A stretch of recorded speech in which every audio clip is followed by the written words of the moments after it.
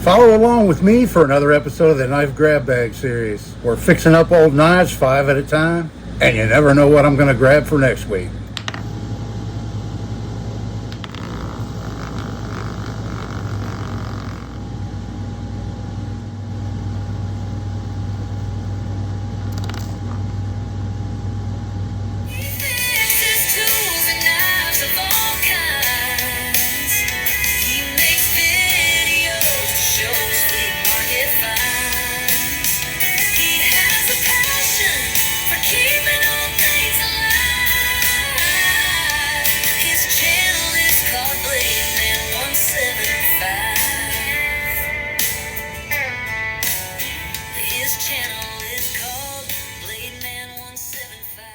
Hello everybody, and thanks for coming back for another video. This is Dave and I'm glad you're with me. Joining me out here in the shop today for episode number 64 of the Knife Grab Bag series. It should be a lot of fun. I've got last week's 5 knives done. We're going to pick 5 more. Who knows what I'm going to grab today. And I've got a few old celluloid handled knives I'd like to share with you. I'm going to start off today's video with a knife from last week's Grab Bag series episode. And it's this one right here. That's how it started, and then when I got it done, it looked like this right here. And I wasn't happy with it, and I know a lot of you folks weren't happy with it. So I took these handle scales off. I made new handle scales, and here's how it turned out. I put leather handles on it. I really like using leather for handle scales. I've used them as wraps, and I've used them just as scales with thicker leather. This is tooling leather right here, thicker stuff. And because it's a fish knife, I tooled in a fish, or tried to make it look like a fish. I dyed it blue, and I dyed the fish red with some little spots in it and stuff. And basically the knife is the same as it was before, with that patina that I put on the blades. But I wasn't happy with it. I know a lot of you folks weren't happy with it, so I redid it, and that's how it turned out. Let me know what you think down in the comments. Okay, on to this week's 5 that I just finished up. We'll start off with this knife right here, and here's the other side of it, and here's how it turned out. This knife was in really good shape to begin with. The only issue it really had, somebody had put this piece of brass in here with a hole drilled in it, so I had to unpin the knife, take it apart, and I pulled this out, and it was kind of long. I contemplated cutting it down, but it wasn't quite the right thickness, so I made a piece of brass the right thickness to compensate for the blade being thinner than the spring. And you can't even see it in there, but it's all lubed up really well. The blade's in pretty nice shape. This is an older Imperial fish knife with the cap lifter, the scaler, the fillet blade, and the bolster shined up really nice. It cleaned up really well, and I just love that fish badge on it. Looks a little similar to the one I made, doesn't it? Not quite the same. Not quite the same. But anyway, there's that knife, and that's how that one turned out. I'm real happy with it. Next up to show you is this one here. And here's the other side of it. And here's how it turned out.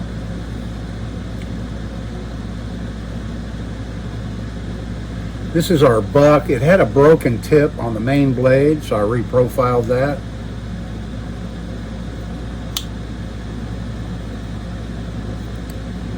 Spade blade's in really nice shape, and the sheep's foot blade, very nice as well. Not sure what the pattern number is on this. I believe it is a USA made buck. It says made in the USA anyway on it. Buck made in the USA. Has that nice long pull, nice swedging going on that main blade there.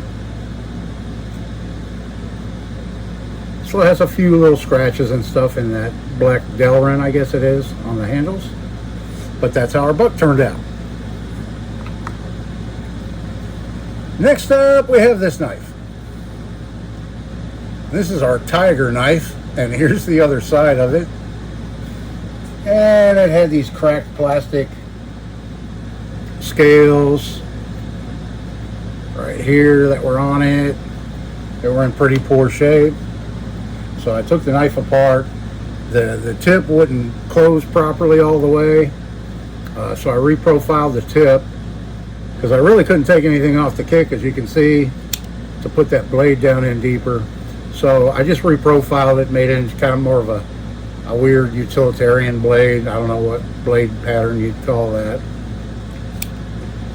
Not really a whole lot of action in this knife. This is a made in Japan Tiger knife that I put some of my homemade burlap micarta on it for the handles. It's got an elephant here on the tail end of it, but made it into a pretty good user again. It is a mid-lock, and it locks up well, and I got most all of the play out of it. It still has a little bit of play, but it's a lot better than it was, and it's a functional knife again. So there's our elephant knife, I'm calling it now, because we lost the Tiger. And the next knife to show you is this one right here. And here's the other side of it. And it had these yellow handles on it, which I like. I like yellow on a knife. I think it looks nice. But unfortunately, one of these scales, it's this one right here, it has some cracks in it here and there. It was showing a little bit of damage, although the knife itself was in really good shape. There was just those minor cracks in the handles and stuff, so I took them off, and here it is now. I tried to redeem myself with my epoxy pouring mold type thing on this, and I've got a little bit of texture in it, which I like. It's not completely smooth. It's got a little bit of texture there to it. Shined it back up pretty nice. And this is our little canoe knife, our Bear Hunter canoe knife. I don't know, I think I redeemed myself on this knife. I'll have to practice some more with that epoxy. So this is the epoxy that I just mixed some blue dye with it, and then put some silver glitter in there to create that effect. And I molded it. I left the pieces out to show you how I did it. And this was it, basically. So I took in this case it was a Diet Pepsi can, and I cut a couple of strips, and I put some real heavy coats of wax on this aluminum, and then opened up the blades, and I taped these pieces to the sides. Of course, I have to do one side at a time. And then I used some very dense foam right here. This piece was on the inside, and I use this piece on the outside right here, and I taped that on there to kind of help conform it so I wouldn't have any leak through with the epoxy. And it did really well. I didn't have any epoxy try to seep in around my form there. And then I cut this one, I kind of curved it a little bit to fit on the inside with another piece of aluminum. Let it dry, peeled it off. It came right off real easy with that heavy coat of wax I put. With that heavy wax coating that I put on it, it peeled right off real easy. And then I just sanded it a little bit and polished it up. So that's how our canoe knife came out. And then the last knife to show you out of last week's hand pick is this one right here. And here's the other side of it. And this is our old Thornton. And here's how it turned out. It's an old celluloid handled knife. And I cleaned it up, and then I repatinaed the blades because they do have a little bit of pitting in them. As you can probably see there. But they're pretty full. It hasn't been sharpened to death. And it has a really nice pattern in it. So I sanded some of the scratches out, and then I polished it up. And So that's how our Thornton knife turned out. Let me show you now a few of my celluloid knives. I don't have too many, but I picked out some that have some pretty cool patterns to show you. And then we'll grab another handful for next week.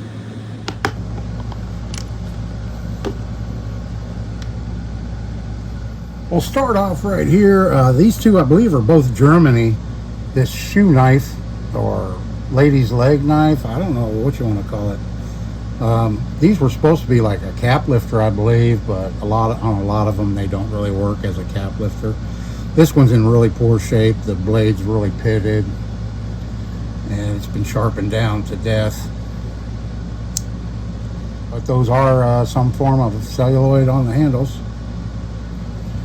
And then this one had a broken blade, so I took one of the blades out of it, made it into a single blader, and it's celluloid. And this one was made in Germany. I'll put it down here who made it.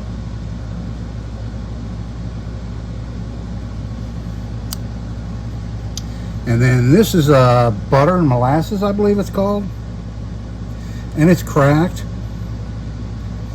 But rather than replace it, I just kind of preserved it, polished it up a little bit, cleaned it up.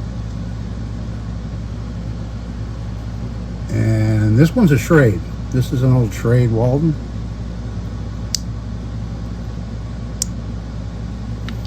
And then this one, I guess you'd call like a candy stripe. And it's also cracked here and there. Here it had a pretty big crack, and I repaired it with CA glue. And I think I converted this one into a single blader too. I think it had two blades originally. And can't really make out who made this one. I might be able to look at it closer with a magnifier and see. But there's that one. This one I really like, these little chips and stuff in it.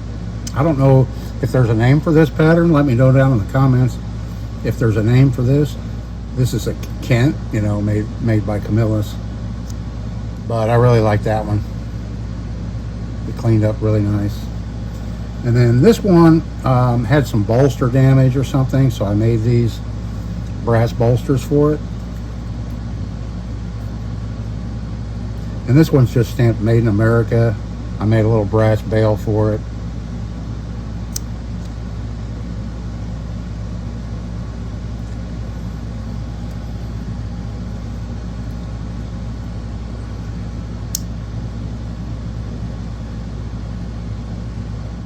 And this oldie here is the Valley Forge Cutlery Company.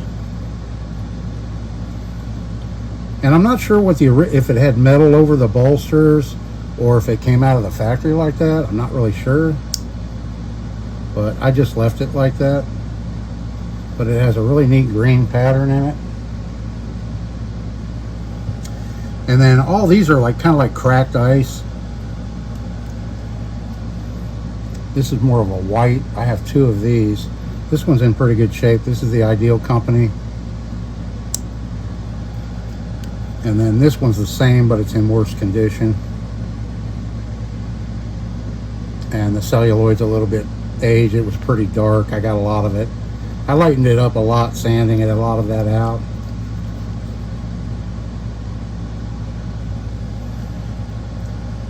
And then we've got this one here. Advertising knife. And this is a Colonial. And then this real little slim pen knife here. Who made this one? I believe this is a Lipic. And then this little tiny one here. It's a Royal. Little keychain knife. Another little keychain knife. This one's cracked here and here, unfortunately, but it's a little two-blader. Probably a Hammer brand, I would guess. I don't think I can read it anymore. This blade here was broke off, I believe.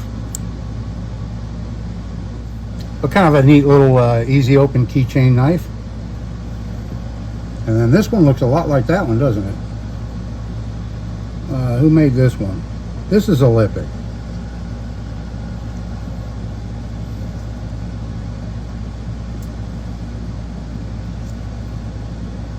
Yeah, these are both Lipics. I didn't realize I had two of these.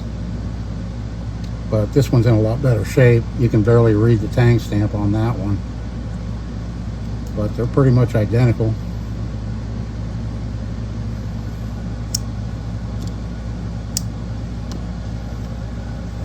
And we've got plenty enough room in the box for this new one.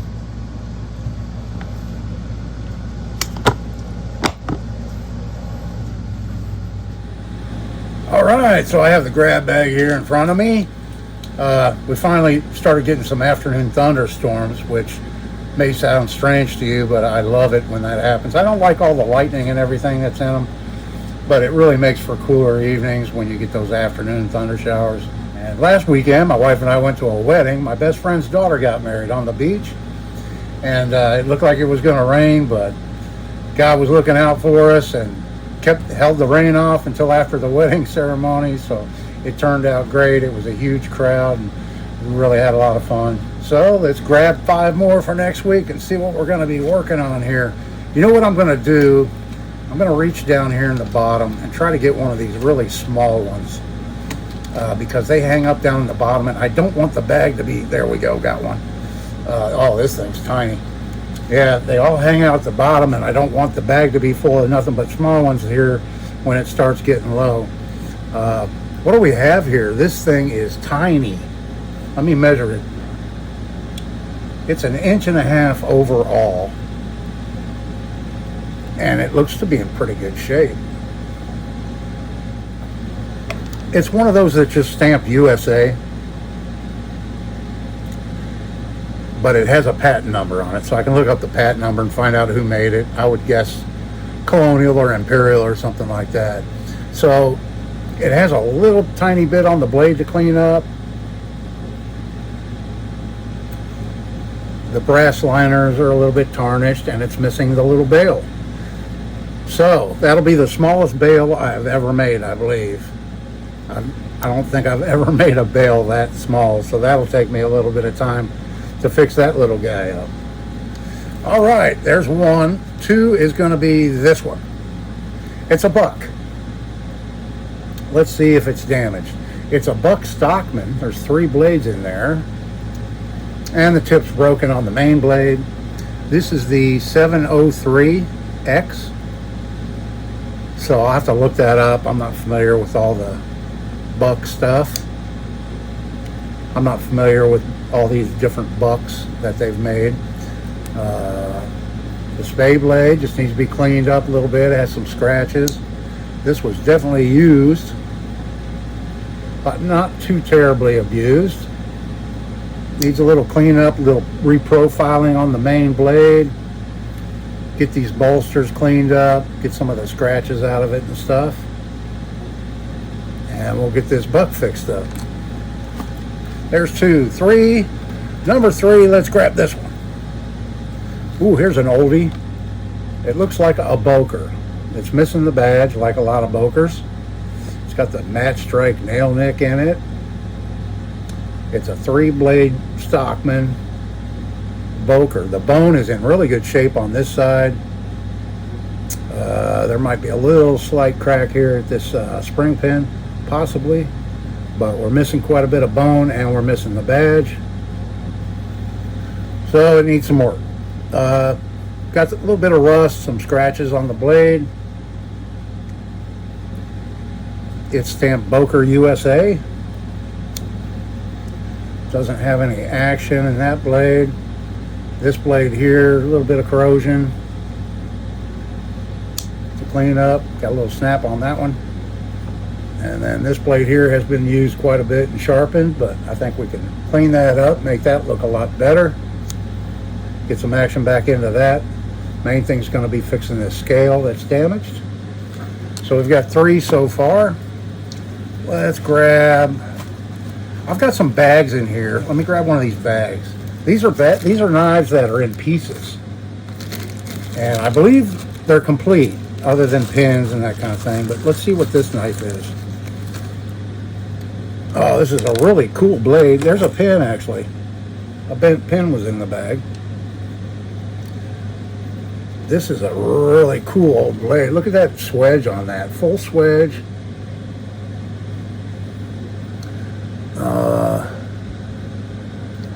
This is it's a liner lock model. It's a home-ass something. It's a Connecticut knife company. I'm going to have to do some research on this. But it looks like a really old one. So we've got, here's the handles. We've got brass liners, nickel bolsters. This one here looks like maybe ebony and it's cracked. And here's the other one. It doesn't look in too bad a shape. It's a little cracked there at the end. And then we have a brass liner lock. Nice and heavy. So this will be a nice one to clean up and put back together. And I'll do a little bit more research and tell you what I find out next week when I get this knife fixed up. So I'm just going to put it back in this little bag right here to keep it all together. So there's number 4 to fix up. And then the 5th one, I'm going to grab this one. Oh boy, look at that knife. And it's another celluloid, but this one really gassed off and disintegrated. It has a broken secondary blade that I'm not even going to try to get open. We're going to have to take this knife apart. This blade here looks pretty full, but with that rust, there's going to be some pitting, unfortunately, in the blade. The frame itself should clean up good. It is brass. The bolsters, all that should clean up. This will be a serious transformation knife right here. Whoa, can you believe the snap in that? Looking the way it does, that's impressive. All right, there's our 5 for next week. Thanks for joining me out here in the shop today for the latest episode of the Knife Grab Bag series. Join me for Friday on Friday's video, and come back Monday for another episode of the Grab Bag, and check out what I come up with on these knives to fix them up and make them users again. Have a great week, everybody. This is Dave. See you in the next one.